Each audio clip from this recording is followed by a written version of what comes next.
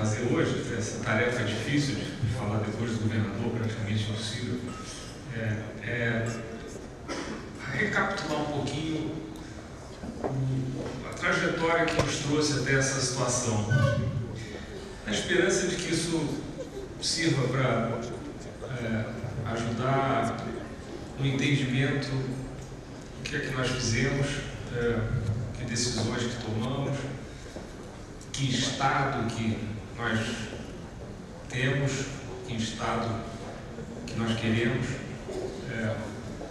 para que nós possamos então, vamos dizer, virar a nível nacional esse placar tão assustador. E mais uma vez, eu acho que isso que acontece aqui hoje, da disciplina fiscal, a imensa capacidade de reação de vocês, todos que estão aqui, isso mostra ao país que é possível. Isso para mim é fundamental. Vai da liderança no PISA a esse anúncio tão importante na área de saneamento, que é uma área muito difícil. Para o investidor, eu tenho experiência de setor público, mas tenho também de setor privado.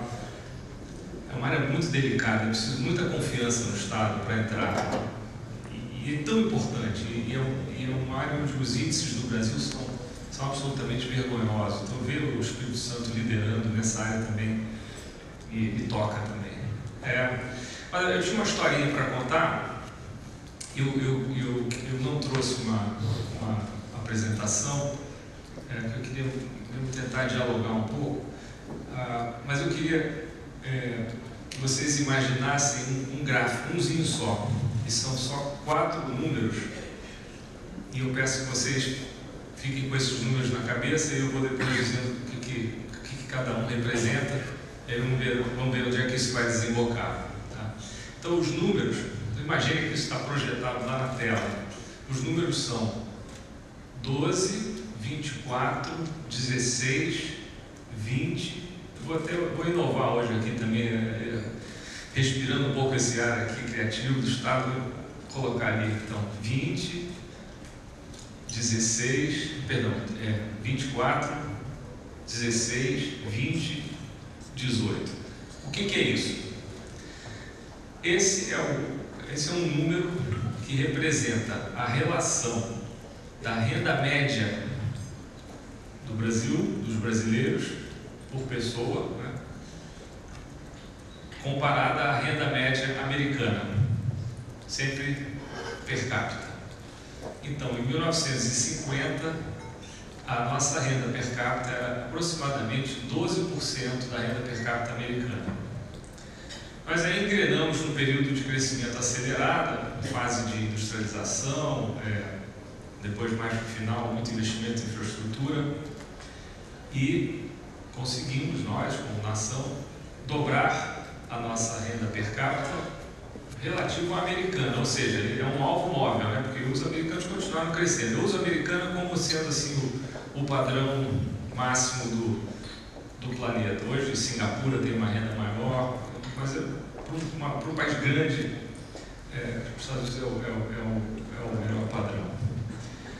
Acho que é bom também porque eu acredito, mesmo num momento como esse que nós estamos vivendo, que nós temos que ter esse objetivo. Eu acredito que ele é alcançável, apesar de tudo que nós temos aí hoje. Aí o que aconteceu? À medida que o tempo foi passando, esse modelo de desenvolvimento começou a falhar. E o governo, talvez não entender, né? Eu estava falando década de 70, tá? Eu não vou demorar muito na história não, mas peço que vocês tenham um pouquinho de paciência. Aí, chegando na década de 70, algumas coisas começaram a acontecer. O modelo começou a ratear e o governo foi meio que dobrando as mesmas apostas e a coisa não avançava. Ao contrário, a economia dava sinais de que tinha alguma coisa errada. E o que se tinha naquele momento aparecia, se manifestava quase como assim um sintoma de um problema, de uma doença, na inflação, né, que foi subindo aos poucos, e também no balanço de pagamentos, onde a economia começou a acumular déficits e vulnerabilidades.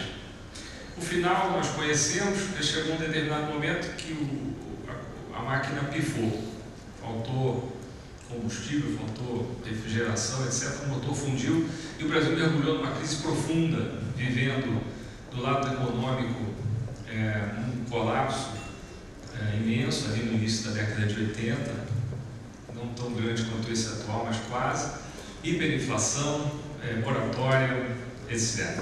O que aconteceu?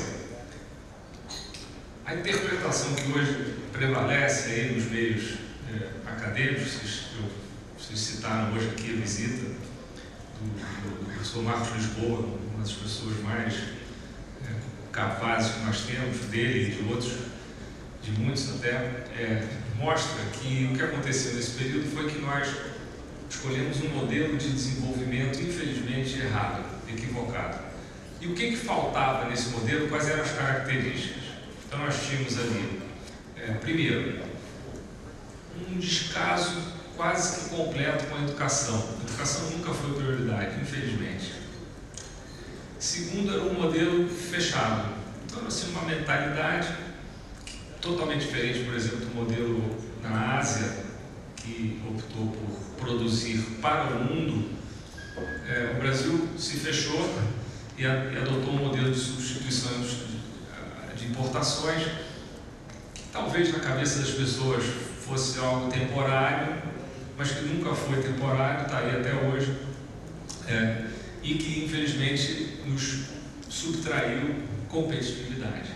Quer dizer, o Brasil ficou, como no caso, um atleta que não está exposto à concorrência, ele começa a se descuidar, né? Então, esse é um segundo ponto. O Brasil teve também, ao longo desse período, uma presença maciça do Estado. Eu não sou defensor do Estado mínimo, certamente o governador também não é. Um país como o nosso, desigual, precisa ter um Estado atuante, mas um Estado que faça aquilo que o Estado deve fazer, ele procure fazer tudo. Mas nós tínhamos um Estado que estava metido em muita coisa. Assim, havia uma presença enorme em setores como o setor financeiro. Cada Estado do Brasil tinha um banco que periodicamente tinha problemas. O Brasil tinha o governo atuando diretamente, dominando o setor de telecomunicações, setor de energia, siderurgia, mineração, fertilizantes, etc. Era um governo bastante agigantado. Isso também, um tempo, começou a nos custar caro. E já então, ao final da década de 70, hoje nós sabemos, fazendo um pouco assim a arqueologia do que aconteceu lá atrás, a produtividade do Brasil veio caindo, e veio caindo bastante, né? E esse conjunto, infelizmente, ele nos levou ali até um quarto da renda per capita americana, e depois ele pifou.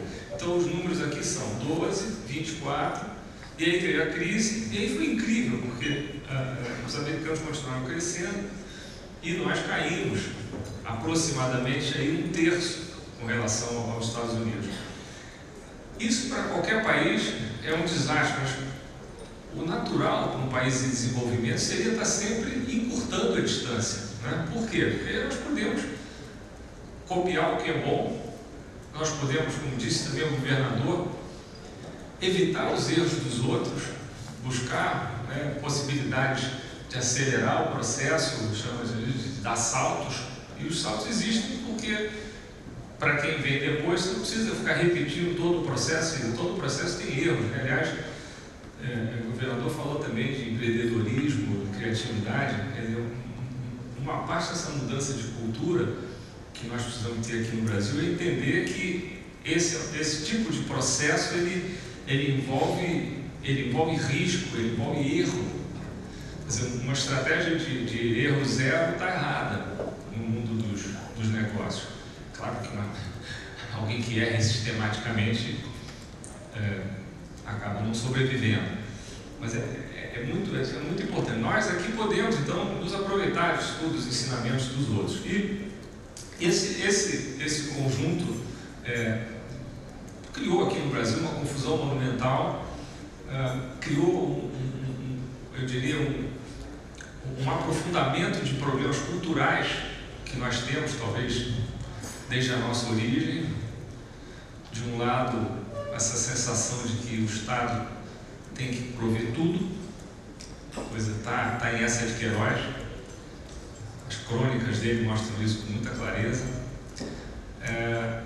e do outro, uma sensação aí pior, à medida que essa confusão se agrava, também cria uma sensação de que tudo é permitido, e como frequentemente o exemplo que vem de cima é ruim e as pessoas sofrem, elas dizem, bom, mas se isso está acontecendo, vamos dizer, lá em Brasília, puxa vida, eu que estou aqui, estou desempregada, estou sofrendo. Então isso foi aprofundando, isso me lembro, na época, a cultura da moratória, por exemplo, é dramático, o país está em moratória. Eu vivo no estado do Rio de Janeiro. Eu posso, infelizmente, dar o testemunho aqui a vocês que o que está acontecendo no Rio de Janeiro é absolutamente dramático. Isso afeta o comportamento das pessoas também, é natural que seja assim, faz parte, infelizmente. Então, esse caminho nosso, ele passou por essa fase muito difícil. A saída nós conhecemos, veio aos poucos, início da década de 90, início de um processo de abertura, fim da inflação, privatização, a guinada de ênfase do governo, que começou o governo Fernando Henrique Cardoso, ênfase e foco do Estado na educação, na saúde, a construção de bases para que a infraestrutura pudesse ser desenvolvida, dado que o Estado sozinho jamais conseguiria. Estamos vendo isso aqui no Espírito Santo. Mobilização do capital privado sob a regulação, quando é o caso, a fiscalização do governo. Esse é o caminho vencedor, né? E esse caminho não foi suave, não cabe aqui repassar cada momento, momentos de crise. Eu mesmo, no governo, passei por fases complicadas. Eu cheguei no momento que a inflação estava desancorando com a crise cambial. Felizmente foi possível a introdução da responsabilidade fiscal, que parecia que tinha vindo para ficar naquele momento. Então, é um quadro assim bom, e isso foi seguido de uma surpresa naquela época muito positiva, com a chegada do presidente Lula no seu primeiro mandato, que parecia, pelas expectativas, representar um risco econômico tremendo. Ele teve o bom senso de jogar fora o programa do PT, trouxe pessoas competentes. O ministro Palocci foi um grande destaque, foi um excelente ministro da Fazenda. E aí, naquele momento, eu acreditava que o Brasil ia chegar lá. Assim, eu ainda acredito, mas hoje nós vamos ter que recuperar um caminho aí de pós-retrocesso bem complicado. Mas naquele momento eu acreditava. E o Brasil, nesse período, foi de aproximadamente o número que eu tinha caído para 16 e subiu nos anos Fernando Henrique e Lula, ponto 1, primeiro mandato, subiu de volta para 20 naquela conta. 12, 24, 16, 20. Foram esses 12 anos. Aí alguma coisa aconteceu, começou a mudar. Isso aconteceu, lamentavelmente, de uma forma integrada, incorporando dimensões econômicas, políticas e, vamos chamar assim, de morais, éticas.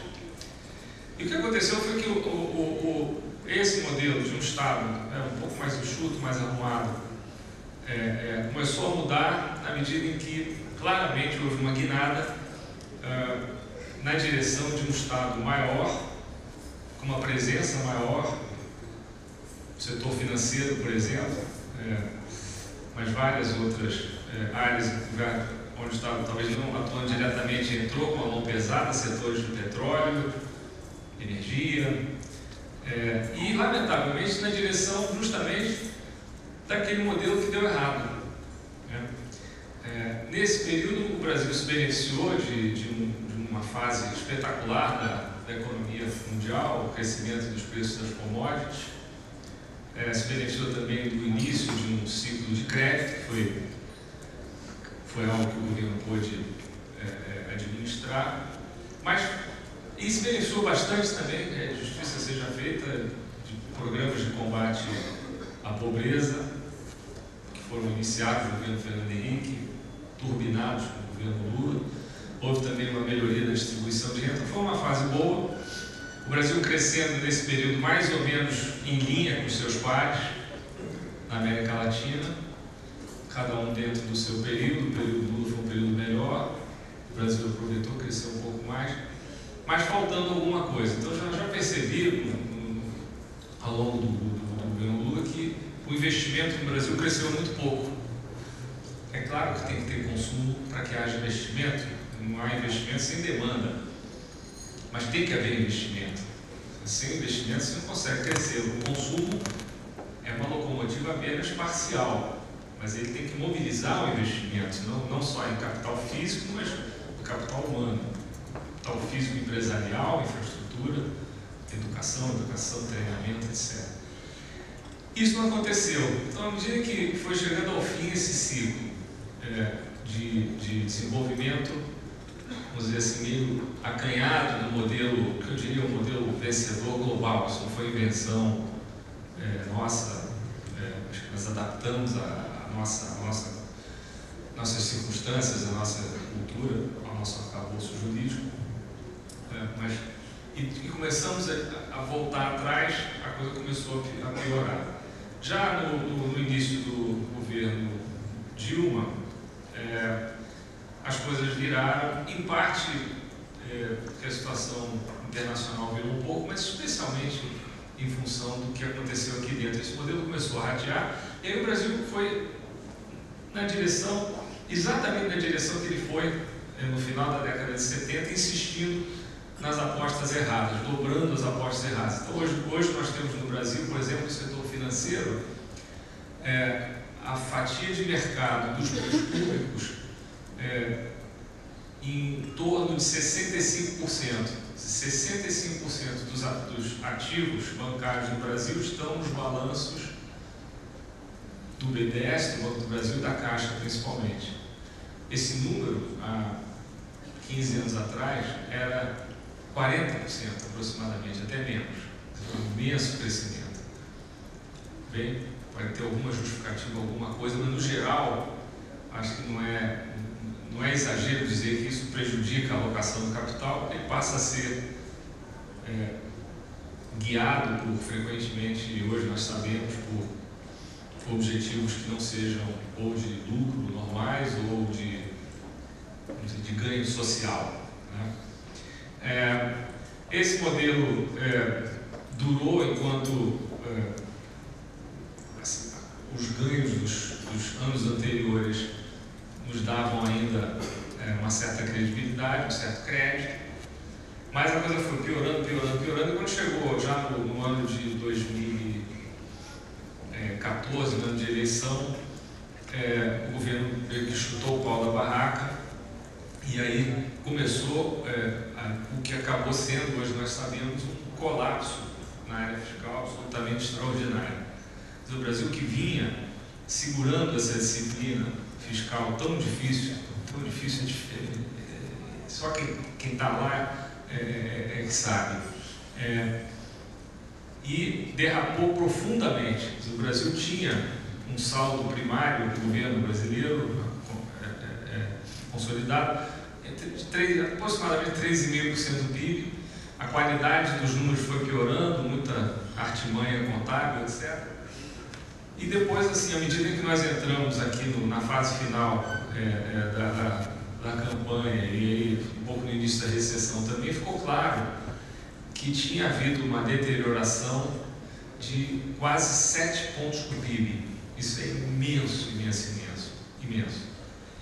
E com isso, um país que parecia arrumado, que tinha lá do lado macro esse tripé funcionando direito, responsabilidade fiscal, inflação mais ou menos na meta, uma taxa de câmbio flutuante para não repetir as frequentes crises de balanço e pagamentos da nossa história. De repente, perdeu essa âncora. Esse foi um desvio predominantemente causado por aumentos de gasto. Então, se vocês fizerem a conta, mais ou menos a metade foi aumentos de gasto mesmo. Nós estamos vendo aí, não só no governo federal, estados, com políticas absolutamente irresponsáveis de contratação, de remuneração e de criatividade contábil também. E um quarto, foi aproximadamente fruto de um modelo de política econômica que eu vou rapidamente resumir a seguir, a chamada nova matriz econômica, que foram desonerações tributárias, e um quarto foi a recessão, foi perda de receita em função da recessão. Então, grandes linhas, esse colapso fiscal, 3/4 foram gastos, que eu considero as desonerações uma forma de gasto, e 1/4 foi em função da recessão.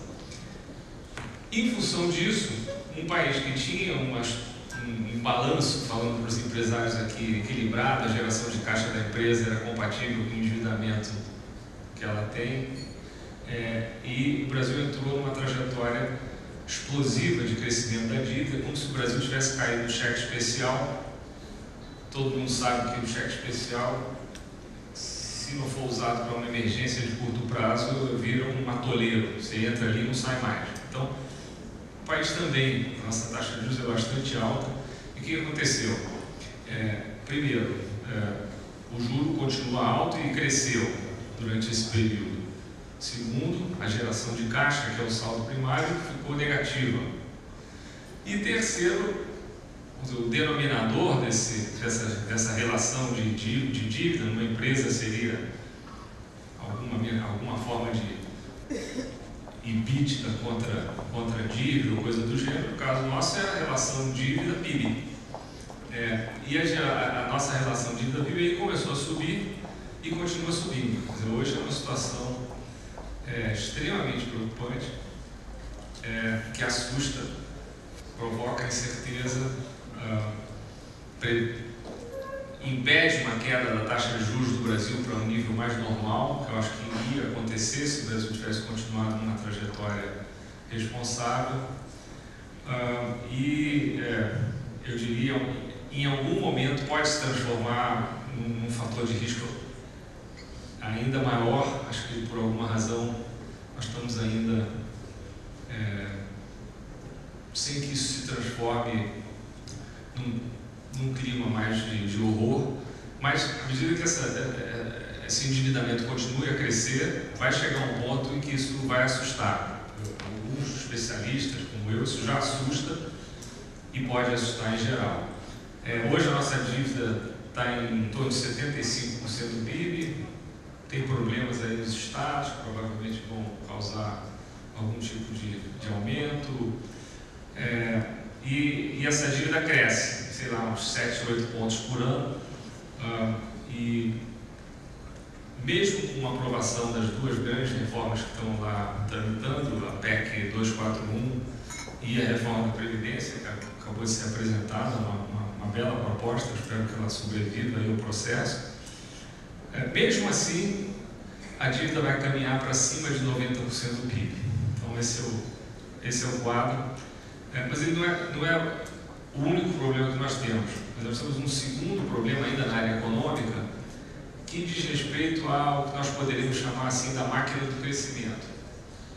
Com essas políticas todas que eu mencionei, assim, sem entrar em muito detalhe, a nossa máquina de crescimento, que já era longe de perfeita, ela deu uma piorada radical. E hoje nós temos uma economia onde a competitividade do país como um todo está muito prejudicada. O país, com anos e anos de baixo investimento, carece de de uma infraestrutura melhor. Os governos recentes não foram capazes de mobilizar capital, uma combinação perversa de ideologia com incompetência. Depois, nós temos um sistema tributário maluco, completamente.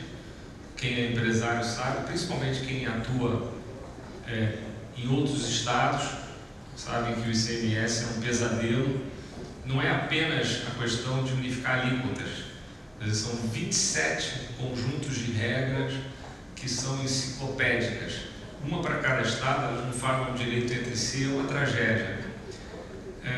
O Brasil segue uma economia com questões ainda importantes a se enfrentar no mercado de trabalho, alta rotatividade,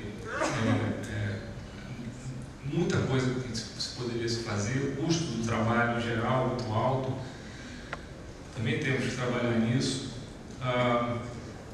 Um setor público que ao longo do caminho foi também se transformando em provedor de contratos estranhos, muita corrupção. Então, essa chamada nova matriz econômica, não surpreendentemente, acabou sendo um tremendo fracasso. Ela replica um pouco o que aconteceu no Brasil lá atrás, uma diferença de que hoje se investe menos, mas se gasta mais com o social, mas infelizmente se gasta, eu diria, mal. Esse é o ponto também que o governador fez aqui com muita ênfase, e acho que o Espírito Santo está demonstrando o que é possível se fazer com uma atuação competente, fazer mais com menos.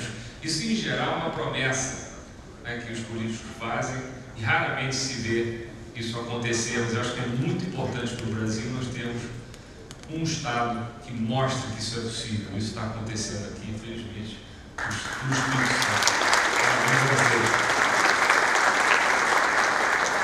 Isso está acontecendo aqui, e isso é um elemento importantíssimo, é um fio para pendurar a nossa esperança, né? Então, hoje o que nós temos é assim, uma situação que eu realmente, olhando para trás, eu comentei aqui, Fernando Henrique 1, Fernando Henrique 2, Lula 1 e tal, é bastante triste ver que nós retrocedemos tanto e que acabamos numa situação tão difícil, tão complicada. Agora, se o problema fosse só econômico, tudo bem. Acho que era uma questão de organizar as coisas e começar a mudar. Mas para que isso ocorra, é preciso que o sistema funcione. Você tem um sistema político capaz de dar respostas à altura. E isso não tem acontecido, ao contrário. Nós temos hoje um sistema político que ele, de um lado, padece dessa situação esdrúxula de um país que tem aproximadamente 30 partidos, ou seja, uma situação em que não há dono, não há essa sensação de responsabilização, um por si, Deus por todos. E nós temos um Estado que foi sendo reconstruído de uma maneira extremamente perversa, capturada, um Estado que, no fundo, ele obedece a prioridades privadas e partidárias e internas, se quiserem, e não a prioridade maior do bem da sociedade. Hoje nós temos um Estado em crise, uma crise profunda. Hoje nós sabemos a extensão da captura do Estado. Eu acho que aí não podemos culpar só o Estado não vive no vácuo. As lideranças empresariais desse país apoiaram maciçamente a eleição da presidente Dilma, que oferecia essas bondades com uma visão voluntarista da coisa, uma visão simplista e errada de muita coisa. Ela própria foi responsável, por exemplo, desde cedo no governo Lula, pelo setor elétrico, deu no que deu. A atuação dela na Petrobras não foi apenas um desastre de gestão, foi também um desastre de natureza ética. Não estou dizendo que ela tenha roubado, dizem que não, tudo bem, mas não é o suficiente. Acho que a máquina de captura do Estado e de tentativa de perpetuação no poder baseada nesses métodos que hoje estão aí, nos fez muito mal. E além disso, tem em paralelo essa crise cultural, como disse também o governador, que é mais complicada do que a crise institucional, porque as instituições, bem ou mal aqui, primeiro, partes importantes das instituições estão funcionando, eu diria, primeiro, a liberdade de imprensa, que nós conseguimos preservar, apesar de algumas tentativas do PT de começar a interferir nesse aspecto sagrado de uma boa sociedade. Ela existe e foi fundamental, não só pelo que ela permite, mas até pelo que ela evita também. Eu acho que hoje, muito do que está acontecendo no Brasil de positivo, pelas outras instituições, como a promotoria pública, o judiciário, a polícia federal, estão funcionando bem. Elas têm o apoio da sociedade que enxerga isso, porque esse é um ambiente aberto. Então, isso é algo que nós conseguimos preservar. Eu acho que é isso que, em última instância, vai nos tirar desse buraco. Mas o que acontece é que, nesse meio tempo, as condições de se abordar essas questões mais difíceis são precárias. Eu dou muito valor às duas grandes propostas que estão aí na mesa, acho que elas são fundamentais, mas isso não vai ser o suficiente. Elas nos resolvem a vida daqui a 5, 8, 10 anos, mas nós temos que lidar também com o presente. Eu recentemente coloquei a minha posição através da imprensa. É muito difícil, eu não nego, não quero dizer que isso seja fácil, mas acho que é preciso que esse ajuste comece o quanto antes para ajudar a uma trajetória que agora se inicia de queda de juros, para reforçar essa trajetória, para trazer a confiança de que esse crescimento do endividamento possa ser estancado antes de 2020 e poucos, já num nível muito alto. Nós temos que interceptar essa trajetória e voltar a uma trajetória decrescente o quanto antes. Isso significa que o momento que nós estamos vivendo não pode ser tratado como um momento normal. É óbvio que ele não é. Os brasileiros sabem disso. 13 milhões quase de desempregados, todo mundo conhece e sofre com o que isso representa. Isso traz medo, incerteza. Então é uma situação realmente dramática. É preciso pensar em um conjunto de respostas bastante amplo para já. Essa é assim a minha leitura do quadro que nós temos hoje.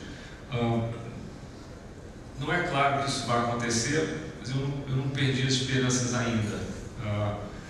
Mas o fato é que, depois do mensalão, que já foi um choque, veio o petrolão e, infelizmente, esse processo que é fundamental, saudável, desejável e tem que ser conduzido até o fim, ele traz também implicações de curto prazo. Então nós vamos ter que conviver com isso por um tempo, infelizmente, e torcer para que a coisa fique minimamente equilibrada e torcer para que em 2018 nós consigamos virar essa página e começar um governo que tenha condições de trabalhar de uma maneira mais tranquila e que não tenha tantos participantes que hoje, infelizmente para eles, provavelmente passam a maior parte do seu tempo tentando evitar processos, condenações, etc. É uma situação bastante dramática. Eu acho que nós não podemos, nesse momento, perder as esperanças. É um desafio. Eu sinto isso no meu dia a dia, no estado onde eu vivo, e tenho ainda bastante angústia com relação a essa travessia que nós temos aí a fazer. Nós temos hoje um sinal, pelo menos aí inicial, de que esse caminho está sendo mapeado. Acho que talvez o que seja preciso agora é ter um pouco mais de senso de urgência para começar a abordar essas questões logo. Eu acredito que quanto mais o governo puder liderar hoje, dando exemplo, melhor. Isso foi feito aqui no Espírito Santo, deu certo, e eu acredito que o futuro do Estado do Espírito Santo é incrivelmente promissor. Está acontecendo aqui, de fato, uma mudança cultural que está sendo exportada para o Brasil. Acho que a presença da Ana Paula Besco lá em Brasília, ela é um símbolo, não é só a competência pessoal dela, ela representa isso que vocês todos, sob a liderança do governador Paulo Artur, têm conseguido fazer aqui. Eu tenho a sorte de conhecer muita gente da equipe dele, e ele prova que isso é sempre um trabalho em equipe. Eu acho que parte importante do mérito do trabalho que vem sendo desenvolvido aqui pelo governador é montar a equipe, ter a competência e a coragem de desalojar os incompetentes ou os picaretas, como ele fez a vida inteira e vai continuar a fazer. E eu acho que esse exemplo é que nós precisamos ter para o Brasil. Eu saio daqui hoje, confesso, revigorado. Acho que a minha visita veio em boa hora, para mim, falando muito francamente. Para mim, está me fazendo muito bem. Eu já me emocionei 2, 3 vezes, até aqui mesmo falando, mas uma emoção positiva. Então eu queria agradecer, isso é muito especial, e parabenizá-los a todos mais uma vez, e me colocar à disposição aí para perguntas. Muito obrigado.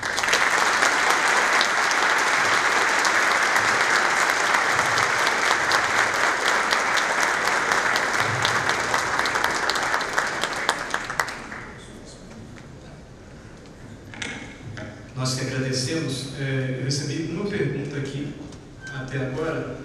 Enquanto me preparo para ler, eu vou fazer uma pergunta, porque a gente tem ouvido críticas aí de que os juros deviam ser menores a Selic, uma vez que a inflação, pelo que a gente ouve, está voltando ao centro da meta, até por uma falta de demanda. Como é que o senhor analisa isso?